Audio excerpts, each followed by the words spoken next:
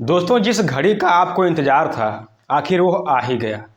वो मैंने पिछले वीडियो में कहा था कि जिसका मुझे था इंतज़ार, वो घड़ी आ गई।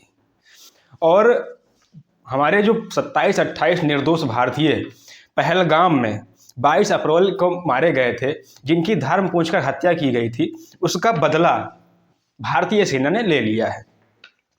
जैसा कि आप जानते हैं कि 22 अप्रैल को पहलगाम में हमला हुआ था और पाकिस्तानियों को भारतीय सेना ने 7 मई को यानी 6 मई की रात्रि को जवाब दिया और पाकिस्तान के 7 टेरर कैंप्स को निशाना बनाया गया और कई आतंकवादियों को मारा गया।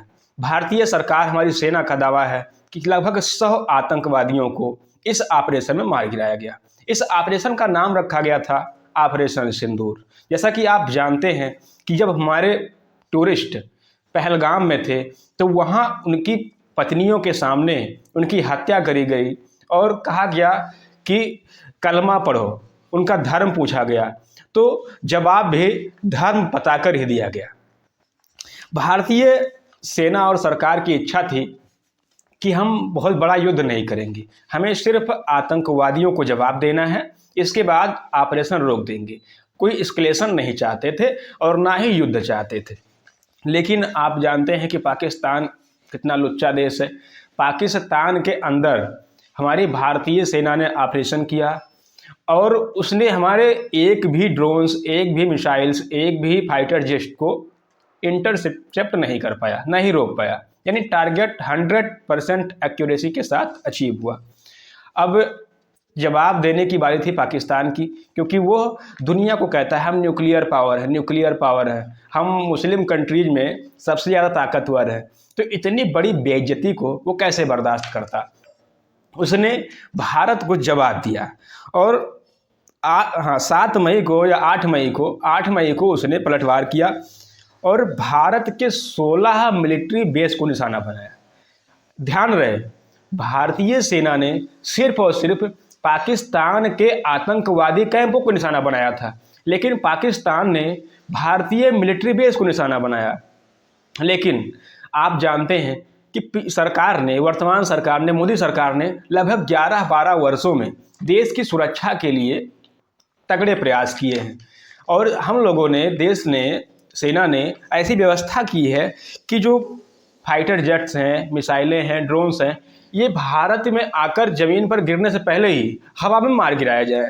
इसके लिए भारतीय सरकार ने कई एयर डिफेंस सिस्टम तैयार कर लिए हैं, कुछ नहीं थे उन्हें खरीद लिया है, जिसमें से सबसे प्रभावी है S-400। S-400 को हमने रूस से लिया था। S-400 इसका नाम इसलिए पड़ा है 400, यानी अपने चारों तरफ 400 किलोमीटर तक किसी भी मिसाइल्स को, फाइटर जेट को देख सकता है, समझ सकता है और 400 किलोमीटर दूर ही मार सकता है।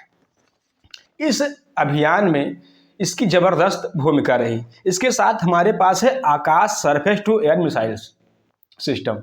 ये हमारा भारत का खुद बनाया हुआ है। इसकी रेंज लगभग 25 से 30 किलोमीटर है। बराक 8 मिसाइल और DRDO ने एक एंड ड्रोन टेक्नोलॉजी विकसित करी है। दोस्तों, इस अभियान में सिर्फ और सिर्फ S-400 ने ही काम नहीं किया है, बहुत सारी मिसाइलों को हमारे आकाश सरफेस टू एयर मिसाइल ने गिराया है। अब बात ये थी कि हम लोगों ने पाकिस्तान के घर में घुसकर उसे मारा, उसके 9 ठिकानों को तबाह कर दिया। जवाब में उसने हमारे 16 शहरों को निशाना बनाया, जिसमें से कुछ प्रमुख शहर हैं जिसका मैं नाम पढ़ दे रहा हूँ। अवंतीपुरा, श्रीनगर, जम्मू, पठानकोट, अमृतसर के स्वर्ण मंदिर को निशाना बनाया था इन लुच्चों ने, जालंधर, लुधियाना, ऐसे कुछ प्रमुख शहरों को उन्हें निशाना बनाया। लेकिन हमारे जो डिफेंस सिस्टम्स हैं, उन्होंने उनके 100% मिसाइल्स को जमीन पर आने से पहले ही हवा में ही इंटरसेप्ट करके वही मार गिराया। अब बात करेंगे कि आगे क्या। तो देखिए, भारत सरकार ने, हमारी मिलिट्री ने कहा है कि यदि पाकिस्तान आगे युद्ध एस्केलेट करता है, आगे वो जवाब देता है, तो हम पीछे नहीं हटेंगे और दुगनी फोर्स से जवाब देंगे। लेकिन अभी तक आप लोग जो ये मीडिया में खबरें देख रहे हैं, मैंने पिछले वीडियो में कहा था आप उसे ज़रूर देखिए। भारतीय मीडिया का दुनिया के 180 देशों में से 151वां रैंक है। किस लिए है? क्योंकि इतने झूठ, इतने फरेब मीडिया में आ गए हैं, ये सच घटनाएं आप तक पहुंचने ही नहीं दे रहे हैं। हो सके तो इन्हें बंद कर दीजिए और कुछ समाचार पत्र पढ़िए या फिर डीडी न्यूज़ या संसद टीवी देखिए, वहाँ कुछ ऑथेंटिक न्यूज़ मिलेगी। तो जितने प्राइवेट चैनल आप देख रहे हैं ये मानसिक रूप से आपको बीमार कर देंगे। ये 90% झूठी खबरें चला रहे हैं। इनकी हालत ये हो गई है कि हमारी भारतीय सेना कोई ऑपरेशन करने जा रही है तो उसे भी ये पाकिस्तान को पहले बता दे रहे हैं कि इतनी मिलिट्री भारत भेज रहा है, इतनी मिसाइलें भारत दाग रहा है, हमारी जो है नेवी ये कर रही है, एयरफोर्स ये कर रही है। इतने लुच्चे हैं सब। कल रात को मैं देख रहा था इस्लामाबाद पहुंच गए थे, ये कराची पहुंच गए थे। मैं भी सोच रहा था भाई सुबह तक जब मैं जगूंगा तो शायद पता चलेगा कि पाकिस्तान गाजा बन गया। भाई आप लोगों ने रामायण में देखा होगा कि जब हनुमान जी लंका में जाते हैं और अशोक वाटिका को तहस नहस करते हैं तो रावण का पुत्र अक्षय कुमार आता है और कहता है एक छोटा सा बंदर आया है, मैं इसे मार खत्म कर दूंगा। तो रावण कहता है कि बेटा शत्रु को कभी छोटा या कमजोर मत समझना। तो भारतीय सेना जानती है कि पाकिस्तान जैसा भी कितना भी कमज़ोर हो लेकिन उसे हम ऐसा एज ए कमज़ोर नहीं लेंगे, फुल फोर्स के साथ जवाब देंगे। यहाँ रावण नीति, चाणक्य नीति की आवश्यकता है।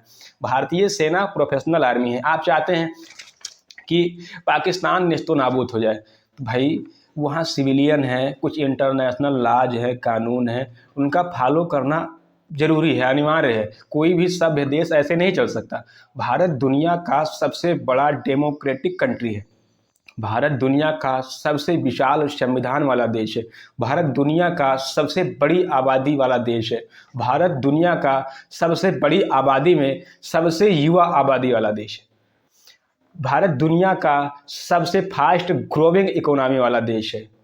तो हमें इन सबको बनाए रखना है, अपनी रिपुटेशन, आर्मी की रिपुटेशन सबको बना के रखना है। हम वो हमास की तरह ठोक नहीं सकते कि जाके सिविलियन को मार दें। भारतीय सेना ने कभी भी निर्दोषों को नहीं मारा। भारतीय सेना ने हमेशा आतंकवादियों को, आतंकवादियों के पनाहगारों को जवाब दिया है। अब बात यह है कि 7 मई को जब भारतीय सेना ने 9 आतंकी ठिकानों को निशाना बनाया था तो उसमें से एक जगह जो है, एक बहुत बड़ा आतंकवादी जिसने कांधार प्लेन हाईजैक में अपनी भूमिका निभाई थी 2002 में और जैश ए मोहम्मद का सरगना है, उसका नाम है अब्दुल रऊफ अजहर।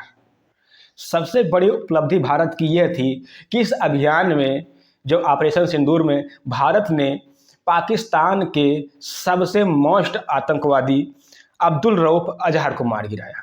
और अब्दुल रऊफ अजहर के मरते ही पाकिस्तान का जैसे समझ लो मानसिक स्थिति ही बिगड़ गया और पगला गया। ले बम पर बम, मिसाइलें, फाइटर जेट कूदना शुरू कर दिया। उन मूर्खों ने गलती यह करी कि दुनिया ने उन्हें आतंकवादी घोषित कर रखा है।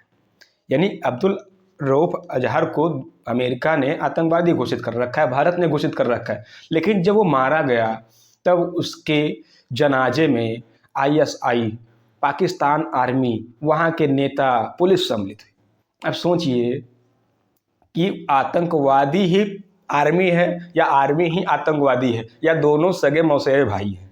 भाई सब भाई ही भाई है, वो उनमें कोई डिफरेंस ही नहीं है।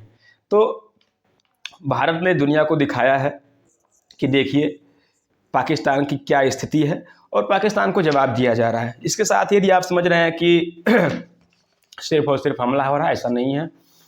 अभी हाल ही में ईरान के विदेश मंत्री भारत में आए थे, उन्होंने भारत सरकार से कहा है कि डीएस्केलेशन किया जाए। सऊदी के विदेश मंत्री भारत में हैं, वो आज पाकिस्तान जा रहे हैं।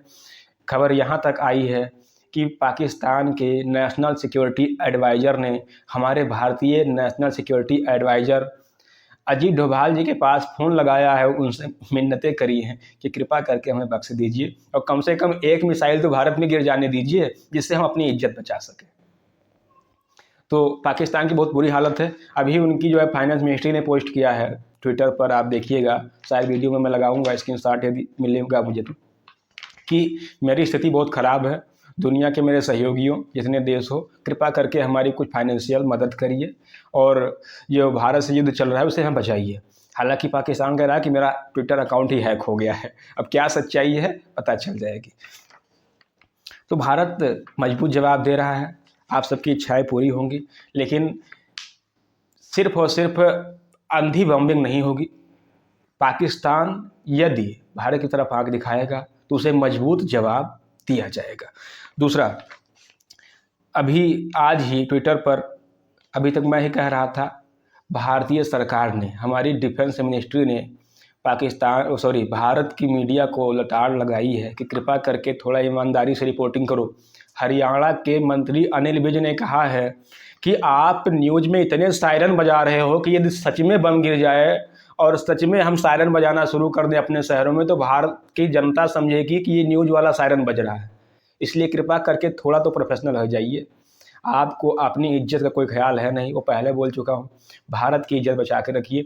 दूसरा, जो ये अफवाह आप फैला रहे हैं, झूठ फैला रहे हैं, ये ज़रूरत है इसकी, लेकिन अपने देश के लोगों में अफवाह फैलाना सही नहीं है।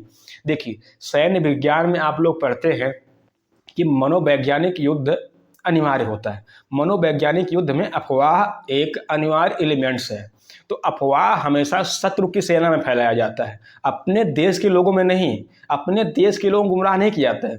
अगर आपको अफवाह झूठ फैलाना है तो शत्रु के खेमे में फैलाओ, उन्हें डराओ, अपने लोगों को नहीं। अपने लोगों का यहाँ झूठ बताना कि कराची उड़ गया, लाहौर उड़ गया, इस्लामाबाद उड़ गया, ये क्या है भाई? ऑथेंटिक न्यूज़ तो आना दो लोगों तक। और भारतीय सेना क्या कर रही है तो लोग समझें, और इतना झूठ फैलाने से क्या फ़ायदा है? तो दोस्तों, कहने का तात्पर्य यही है कि भारत सरकार, भारतीय सेना जवाब दे रही है। हमारे पास फुल कैपेसिटी है कि पाकिस्तान को नेस्तो नाबूद किया जा सके, और हमारे एयर डिफेंस सिस्टम काम कर रहे हैं। पाकिस्तान को जवाब मिलेगा।